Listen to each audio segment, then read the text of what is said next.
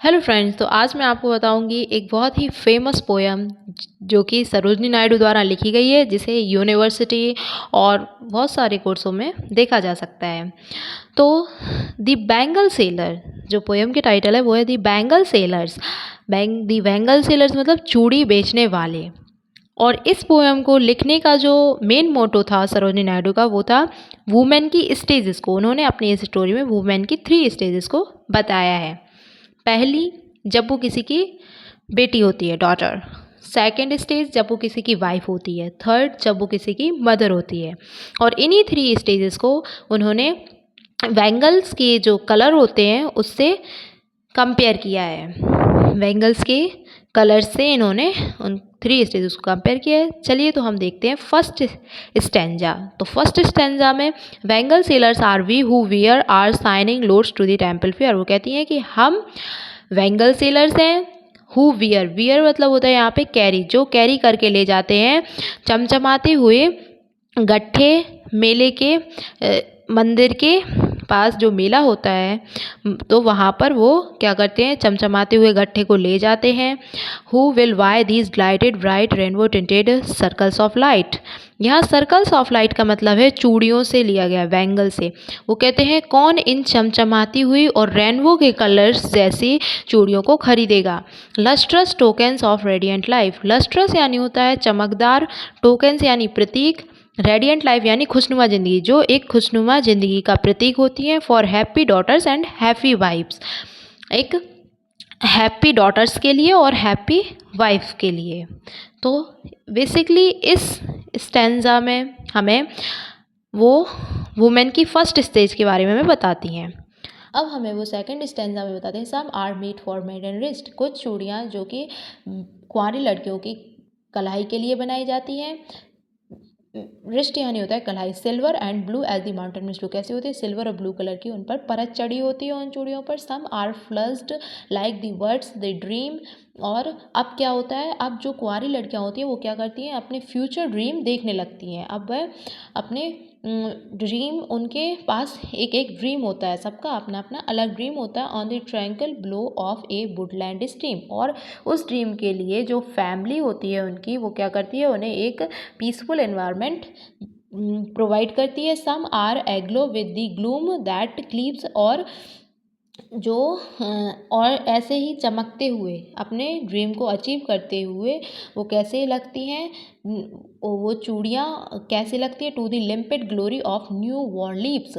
और वो कैसे हो जाती हैं, नई पत्तियों की तरह दिखाई देती हैं जब वह उन्हें एक पीसफुल एनवायरनमेंट दिया जाता है और वह अपने गोल को अचीव कर लेती हैं, तो वो एक न्यू बॉर्न लीव्स की तरह लगती हैं। अब हमें थर्ड स्टैंजा में सरोजनी नायडू बताती हैं। Some are like fields of sunlight corns. कुछ चूड़ियाँ कैसी होती हैं, सनलाइट कॉर्न्स की तरह होती हैं। Made for a bride on her bridal moon, जो कि ब्राइड के लिए होती हैं, ब्राइड के लिए और ब्राइड की नई जिंदगी के लिए होती हैं।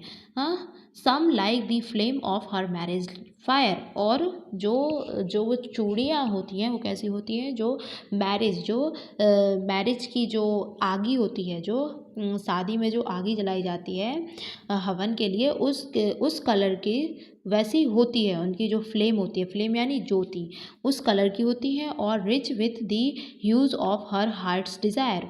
और अब यहाँ पर हमें बताते हैं जो ब्राइड है उसके डिज़ायर्स के बारे में बताते हैं कि उसके उसके दिल में बहुत सारी डिज़ायर्स होती हैं। Twinkling luminous lander and clear like her bridal laughter and bridal tears.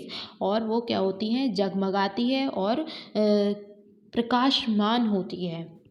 हाँ, जो चूड़ियाँ होती हैं वो बहुत ही ट्विंकलिंग होती हैं और ल्यूमिनस होती हैं और बहुत ही नाजुक होती हैं और बहुत ही क्लियर होती हैं। Like the her bridal laughter and bridal tear. वो कैसी होती है, ब्राइड की हंसी और ब्राइड की दुख की तरह होती है। जब कोई भी ब्राइड जब कोई भी गर्ल मैरिज करती है तो क्या होती है, वो खुश भी होती है क्योंकि उसको नया परिवार मिलने जा रहा होता है, लेकिन वो उसी के साथ दुखी भी होती है थोड़ी, क्योंकि वो अपने फैमिली को छोड़कर आती है। अब हम देखेंगे अपना फोर्थ स्टैंजा। तो फोर्थ स्टैंजा में हमें बताया गया है some are purple and gold flagged grey. कुछ कैसी होती हैं, पर्पल और गोल्ड और ग्रे कलर की होती हैं। For see who has journeyed through life Midway, और वो किसके लिए होती हैं, जिन्होंने अपनी लाइफ की आधी ज़िंदगी बिता दी है। मतलब यहाँ पर वो अब हमें ऐसी वुमेन की उस स्टेज को बता रही हैं जब वुमेन अपनी लाइफ की आधी लाइफ स्पेंड कर चुकी होती है। Whose hand have cherished, whose love has blessed and cradled fair sons on her faithful breast।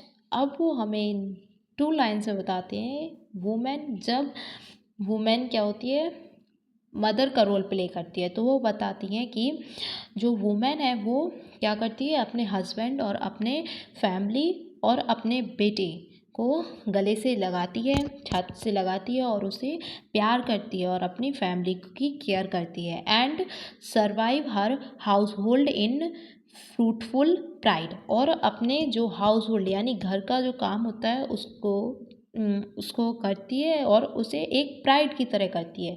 जब वो माँ होती है और किसी की वाइफ होती है तो उसे इस पे कोई भी उसको इस पे क्या होता है, प्राइड होता है। And worship the gods at her husband side, और वो क्या करती है, अपने हस्बैंड के साथ भगवान की पूजा भी करती है, अपने हस्बैंड के साथ बैठकर भगवान की पूजा भी करती है। तो इस लास्ट स्टैंजा में हमें वुमेन की उस स्टेज को बताया गया है जब वो अपनी आधी एज को पास कर चुकी होती है, अपनी फैमिली को प्यार करती है, उसके बच्चे भी हो जाते हैं और वो अपने हस्बैंड के साथ गॉड की पूजा करती है। I hope you understood the poem very well. Thanks for watching this video, and please like and subscribe my channel if you feel that this video is helpful for you.